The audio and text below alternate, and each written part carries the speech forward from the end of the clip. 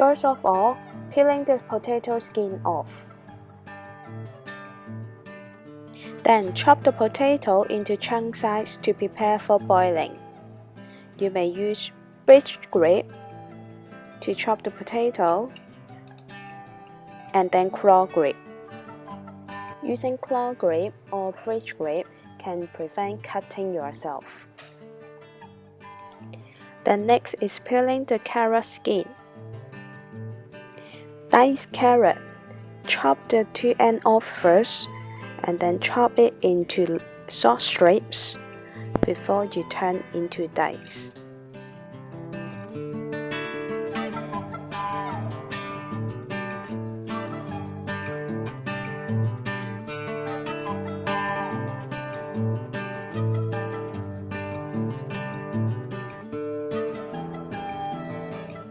Chop the two ends off from the onion.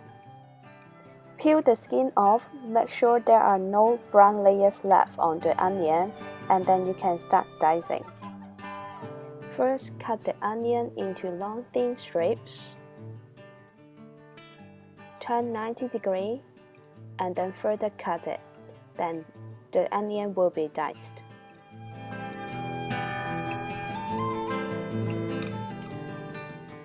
Boil the potato in just water until the potato turns really soft. We are not adding any salt to prevent adding too much sodium into the dish.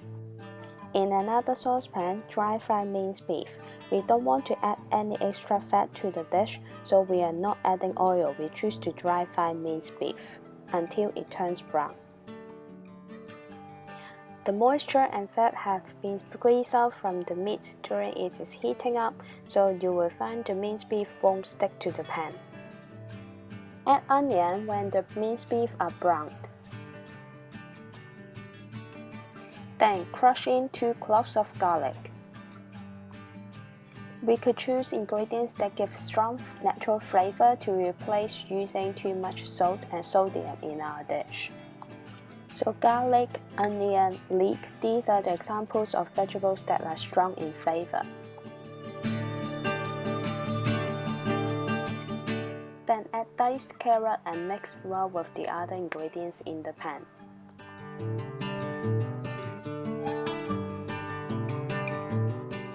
Make a well in the middle of the saucepan. Add 1 tablespoon tomato puree into the well. We will cook the tomato puree first to remove the acidity before we mix the puree with all the other ingredients.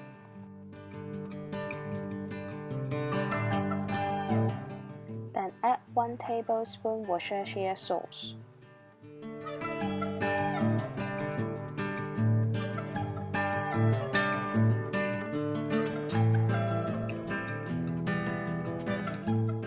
Then add 1 tablespoon flour and then stir well.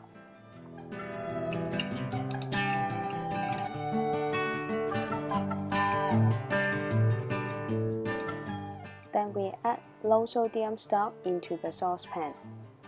Normally, stock cube contains a high amount of sodium. When low sodium stock cube is chosen, then we can reduce the intake of sodium and reduce the use of salt. Add a piece of bay leaf. If you have small bay leaves, maybe you need a few more pieces. Then add some dry parsley. Other than dry parsley, thyme is also another choice to add into the dish. Of course, fresh herbs will even give better flavor. Herbs are also a choice to replace sugar and salt while cooking. Stir all ingredients well, then reduce heat to low heat to simmer for 15 to 20 minutes. Drain the potatoes and mash it until there are no lumps left.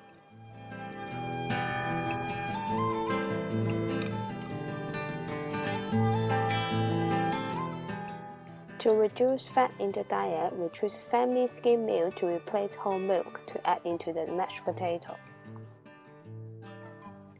Add the milk gradually into the mashed potato and then use a metal spoon to stir it well.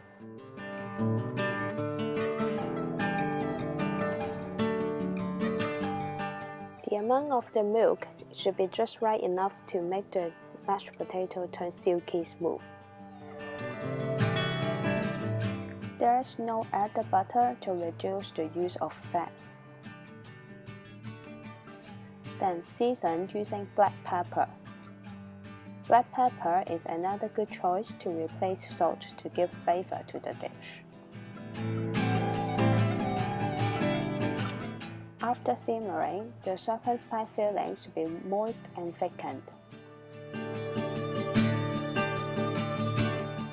Before using the filling, we have to remove the bay leaf that we added earlier on. After removing the bay leaf, we put all the filling into an oven-proof dish. Spread the sauce evenly inside an oven-proof dish. Then spoon over the mashed potato on top of the filling.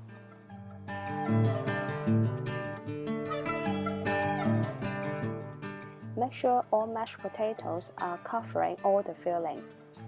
3 medium potatoes supposed to be just right enough to cover all the filling inside the oven-proof dish.